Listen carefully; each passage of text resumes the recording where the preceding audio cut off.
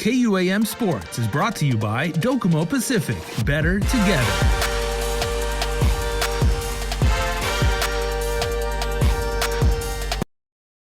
All right, everybody. Sports continues to resume at a very wonderful pace, and Richard Sablon is here, and we are talking about something that amateur golfers can do this weekend to get out on the links, get active, have some fun, and hopefully set some records and everything. So, Richard, Hafaday, welcome to the show.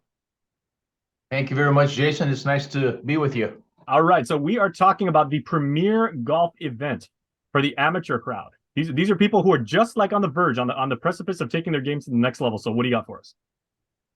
Well, we have this is our annual event. It's sort of our premier event, as you mentioned. We host this tournament every year, and normally we host it right around Memorial Day. But this past Memorial Day, we had to postpone the tournament because we had just gone through Typhoon Mawar. So we've rescheduled it to this weekend, June 17th, 18th, and then we conclude on June 24th. But essentially, it's a tournament that we host. It's our amateur championship. We take the best players from Guam, the best amateurs that is, and we they compete in a 3-day event. This 3-day event, the winner of this event, by the way, gets the significance of this event is that the winner, if he's not already on the World Amateur Golf Ranking, the winner of this event will earn a ranking in the World Amateur Golf. In the World Amateur Golf Ranking, I should say. Sorry about that. And one step closer, hopefully, to PGA, which is where we want to see our Guamanian athletes go. Yeah, I mean, we'd like to see that, obviously, but for a lot of these younger players, there's a lot of significance to it because we have a lot of junior players, high school players over the years that have competed in these events, and getting ranked on the World Amateur Golf Ranking, especially if you're a high school player, a junior player playing high school golf, it gets you some attention from some prospective coaches. Absolutely. Who are recruiting for to fill slots in their college teams. So it's a pretty big deal. And I mentioned like PGA, but this is also, and then like you said, it's a multi-day event. So we're not just talking about get a good night's rest on Friday, go out and play 18 holes. We're talking about you got to have your game face on for 3 straight days. Right. Competition. Yeah. Well, 54 holes. Exactly. Yeah. Exactly. Yeah. It's continuous, and the game of golf, as they say, it's one day is different from the next. Yep. So you've really got to grind it out over those 3 days, and a lot of things can affect the game.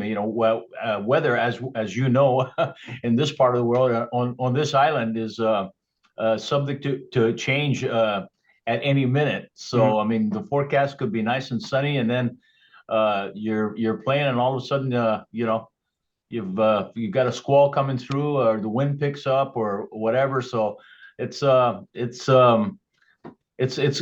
going to be a challenge, and we select the Country Club of the Pacific as our venue, basically because it is the most difficult golf course on the island, and our men players, they play from the tips, which is about 7,400 yards in total distance.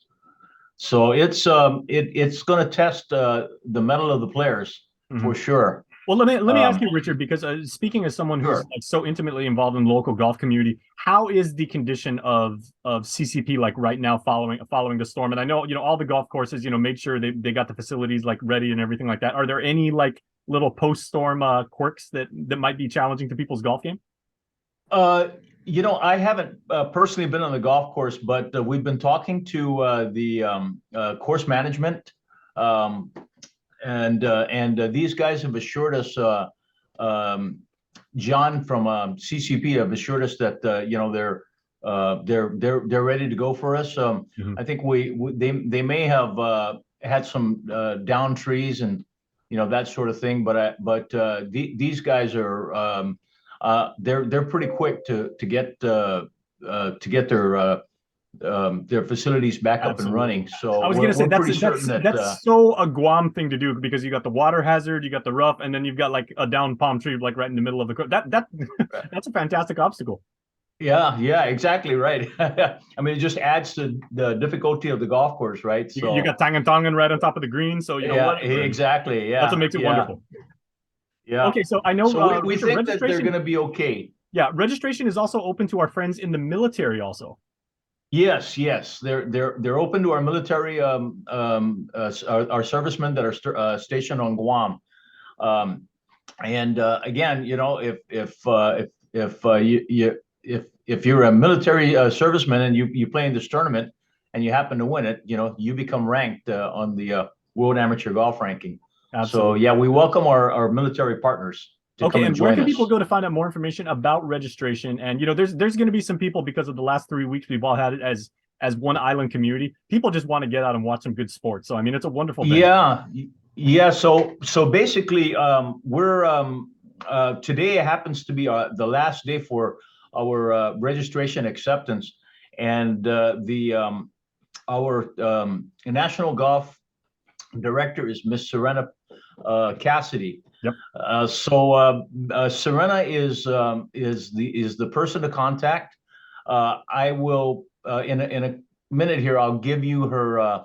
I can provide her email address, and we can share that with. I'll pop it up right here. Serena's actually my cousin, so I'm going to make sure that okay, great. Yeah. She gets her due credit, because she works very, very hard and she loves the game of golf. Oh, she does. She absolutely does. I think without Serena, we would really have a difficult time pulling off this sort of event. She thinks of everything, and she's a one-man army. Absolutely. And if I didn't make sure that I came through for my cousin and everything, I'd never hear the end of it. So Serena, shout out to you. I'm sure. Your awesome effort. I believe you.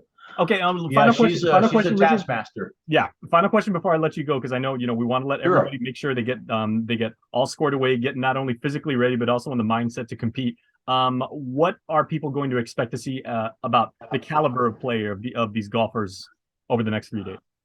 Well, a lot of these players are. We have our seasoned veterans, players such as like Louis Sunga, who's won numerous championships. He's won this tournament probably about 4 or 5 times. Yep. We have Reg Camacho, another local golf standout. These two guys are they're 1 and 2 on our rankings right now.